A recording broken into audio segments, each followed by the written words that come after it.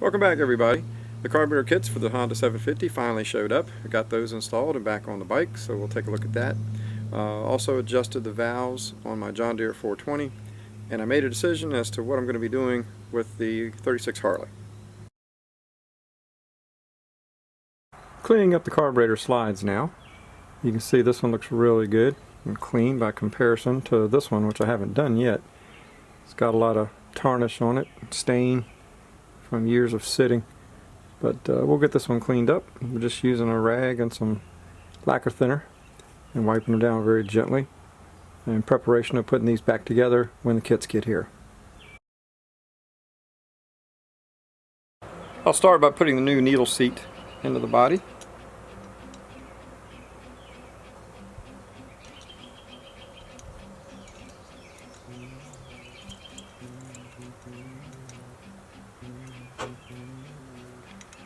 Tighten it just enough to compress the gasket.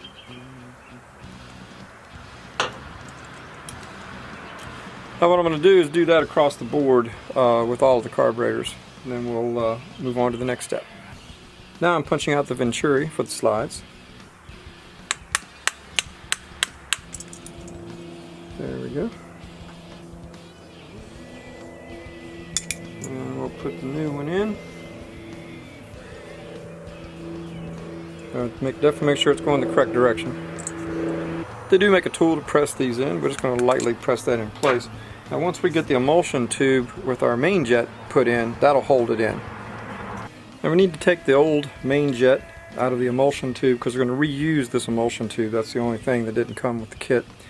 So we'll just get this old main jet out. We'll clean up the emulsion tube and put these together and then put our new mains in. And this is the piece that's going to hold in the last part that we just put in. Now the emulsion tubes are nice and clean, and making sure that all of the holes are clear, we can put these into the body and that'll hold in that last piece we put in. So we'll get these screwed in, and then we'll put in our main jets. Before I put the main jet in, I want to show you how it works in conjunction with this slide needle. We cleaned the slides up earlier. This needle is going to sit in that carburetor, into that emulsion tube upside down like this. The needle is going to come in from the top and it seats just like so. So it'll run off the pilot circuit when it's at idle, but when we pull the throttle open, that lifts this needle off its seat and allows gas to be drawn up through by a venturi effect. And the farther we pull this needle up, the more air passes through the carburetor, and the more fuel comes through the main. So that's really important that these be a replaced match set as well. Now that we got the main jet in, we're going to put our pilot jet in. This is what it's going to run off of from idle to just off idle.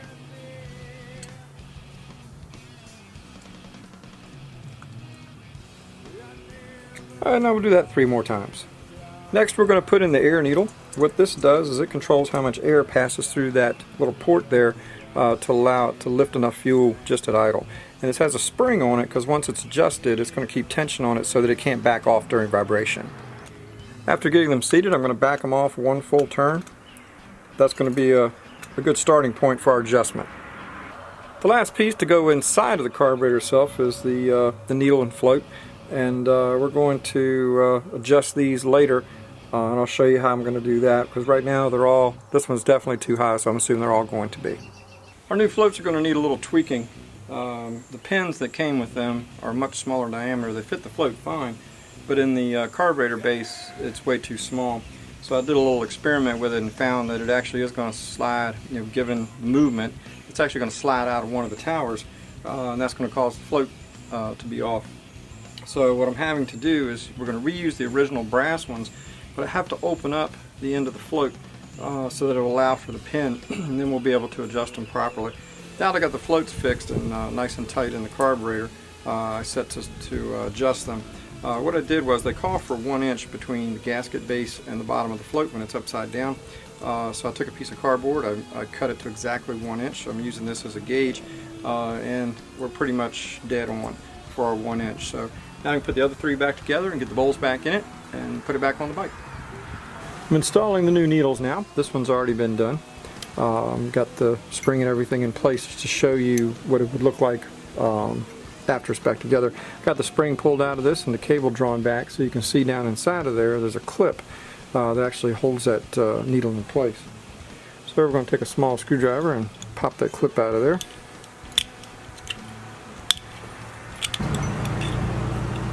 Alright, we've got the clip out. And that's going to allow us to push the needle out. Okay. Now you see the needle has 5 grooves cut into it. That's so we can raise and lower or lean and enrich the carburetor as necessary. They're usually put in the middle from the factory, and that's where this one is. We're going to put it back in the exact same position. There's no need to doing that kind of tuning right now until we get it running for the first time and see how she goes. So we're going to take this clip off and put it onto our new needle and then get it installed in the carburetor. Alright, we got the clip on our new needle. We're going to put it down into the slide like that. And we'll take our clip, drop it down in there, and take a screwdriver and just force it back down, the clip down into its grooves. And we'll hold the needle nice and tight. There we go. And we take the, pull the spring back, put the cable back through it. That one's done. What I'm doing now is setting the initial adjustment for the idle. Each one of these carburetors has its own idle screw. Bikes today with multiple carburetors will have one, and you can adjust all of them across the bank. But these are individual, so I'm putting the slides into each one of the carburetors. Then what I'm doing is I'm looking inside, and I'm going to turn these idle screws in until they just make contact. And then I'm going to run them on in about 1.5 turns. And that's where I'm going to start. And I can always, once I get them adjusted, I can back the idle in and out of each one to get the RPM where we want it. We got our new battery for the Honda 750. It comes as a dry cell, so we have to take the electrolyte, put it in ourselves. I've got it sitting here on the bench. I've got the caps all taken off of it. So now we're going to fill our battery up.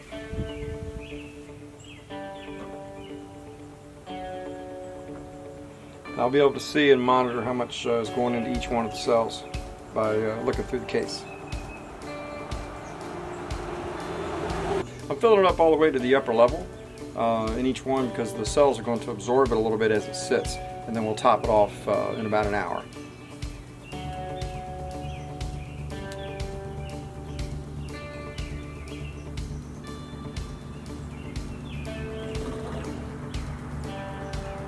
You can see the levels already dropped down a little bit in a couple of them. We're going to go ahead and top those off and let it sit a little longer. It's interesting that they give you just the right amount to fill the battery, which is good.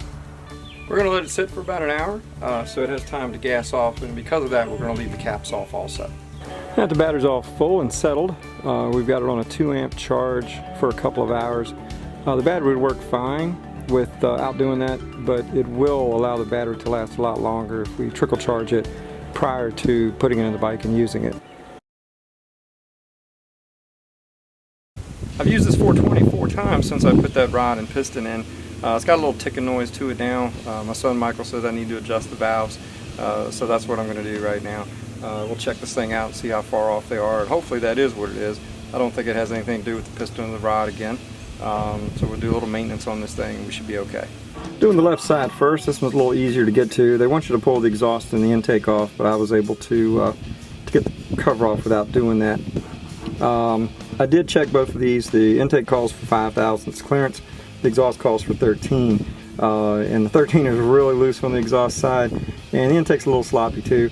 So this side was probably where the noise was coming from primarily, because it's pretty bad, but we're going to check both of them anyway. So we're going to adjusting these. We're going to put the feeler gauge between the tip of the valve and the tip of the lifter, and the lifter is threaded so we can move the adjuster in and out to get our proper clearance. So we're going to hold the large nut at the top of the lifter there, and we're going to turn the smaller one out actually until we get rid of some of that clearance, and that should take care of our noise. Alright, so there we go. We got them adjusted. Our feeler gauge has a little bit of drag to it. The intake is done. I just finished the exhaust. So we'll get this side back together and then move over to the other side. But as bad as these were, especially the exhaust, Pretty sure this is where that tapping was coming from, but we're already here, so we want to go ahead and do it now. It looks like I am going to have to end up taking the intake and exhaust off of this thing to actually get everything back together. I'll show you why once I've done all that. Alright, so I'm doing the second side now. I rotate the engine over by hand. This port here allows me to turn the flywheel over, get it cranked over so I can turn the engine. You can see the valve on the right, that's the intake valve. It's beginning to shut. And now that we know that the intake valve is shut, or shutting, we will bring the piston to top dead center. It's shut, so now it's on its way up to compress the air-fuel mixture. So once we get that piston to top dead center, then we know we can adjust the valves. Let's see. Yep, they're definitely loose in there. So we'll be able to make these adjustments. So all the valves are adjusted, it's back together now. Now I got to put the intake and exhaust back on. What I wanted to show you was the reason I had to pull all that off was because this one over here is what vents the crankcase pressure. And it had a spring underneath of it and to help control a reed valve. And I thought that there might be one on both sides, so I was going to show you on this side, but it didn't. But I did get all that one back together, and that's why I had to take the intake off to get to that. So now we'll get the intake back on it and bolt it down with the exhaust, get the coil back on it, and this thing should run better than it did. There's no reason why it shouldn't start, but let's make sure.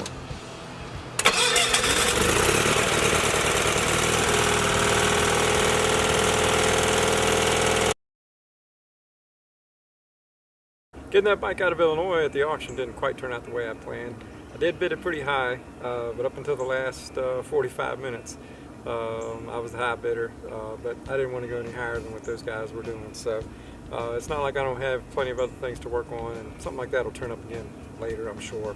That'll give me more time to work on some of these other things, especially this 36 Harley. I have decided I am going to do a full restoration on this. So I'm going to get started by pulling off a few little things that are left on this frame, like the exhaust hanger and the wheel slack adjusters and all of that. So I'm going to get those things pulled off and marked and bagged, and then we'll start getting this frame sanded down and ready to paint. Since I am going to be doing a full restoration on this, I think I'm going to go ahead and pull the Springer front end off and rebuild and rebush it. This would be the smarter thing to do. Last thing I want to do is get this thing all done and ready and then have some front end flex going into turns and lose control of it or something. So we're going to go ahead and go through the whole front end on this thing, and that'll make it easier to paint the frame and paint all these pieces as well. Got the top clamp pulled off now. I'm going to go after this. This is a spanner nut. This is how the preload is set in the steering bearings. So I'm going to pull that apart, and then that should allow us to drop the forks. Fork's loose from the steering head now. Got all of the ball bearings out. So now we can pull the fork away from the frame.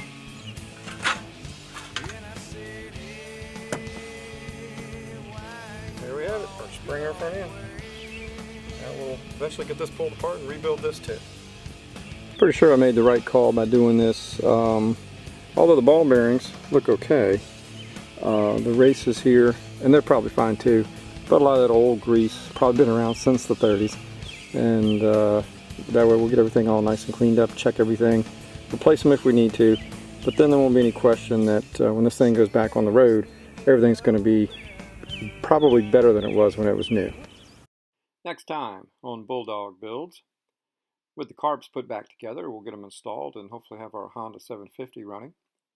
With the forks pulled off the Harley frame, we'll get it prepared and ready to paint. And I'm installing a new cylinder and piston and a weed eater. See you next week.